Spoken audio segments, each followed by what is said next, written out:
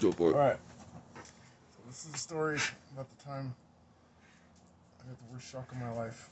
And I also got locked in the junkyard. So this is probably 2011.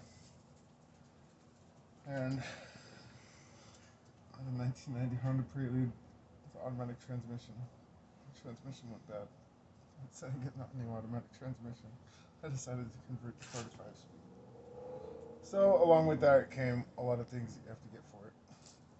So I was making multiple trips to the junkyard. And on my second and third trip, I was going to go down and get pedals. Okay? I needed to get a manual set of pedals. Instead of just braking gas, I needed to brake gas clutch. So I went down there. They were closing in 45 minutes. Figured I had enough time to get the pedals. I was doing a lot of drugs at the time, and I'd been up a few days. So, anyway, I went in there to get my pedals. And I was up under the car like this, kind of laying down. And before I knew it, I fell asleep. And I woke up about an hour later. And when I woke up, I noticed the sun was about to go down.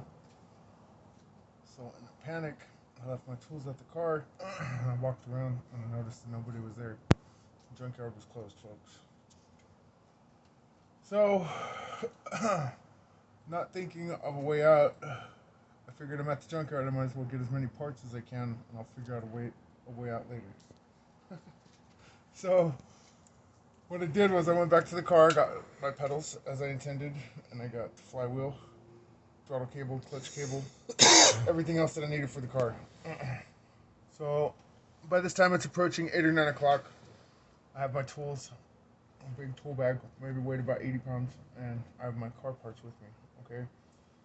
And I get to the front of the junkyard, and thankfully there was no junkyard dogs or anything like that. Their security system consisted of 12-foot steel walls around the perimeter of the junkyard, and on top of that there was 3-foot steel electrified cable.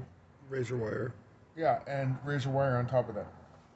So when I got to the front, there's a booth, and I became aware of how serious the shock in the thing was because they had 6 car chargers, not trickle chargers, but like jump boxes hooked up to the fucking electric fence.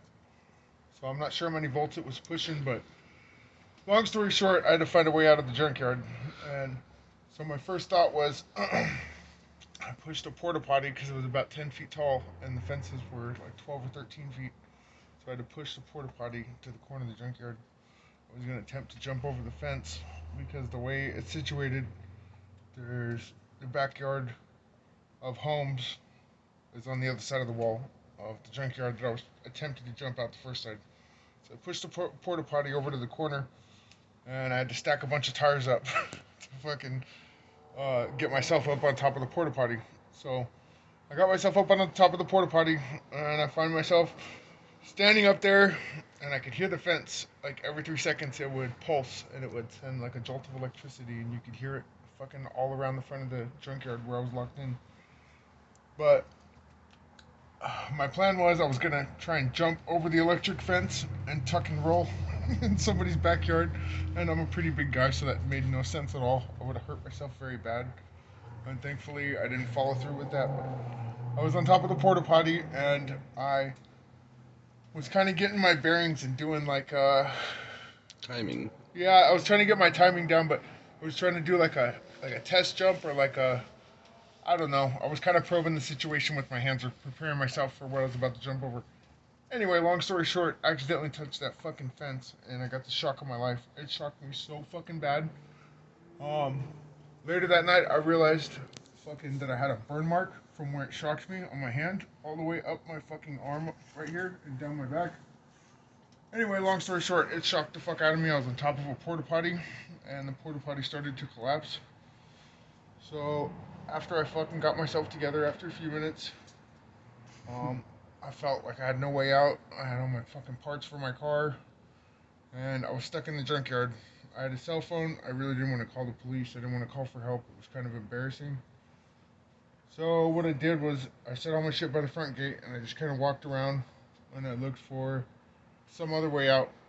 And after all this bullshit, I realized I had a whole bag full of tools.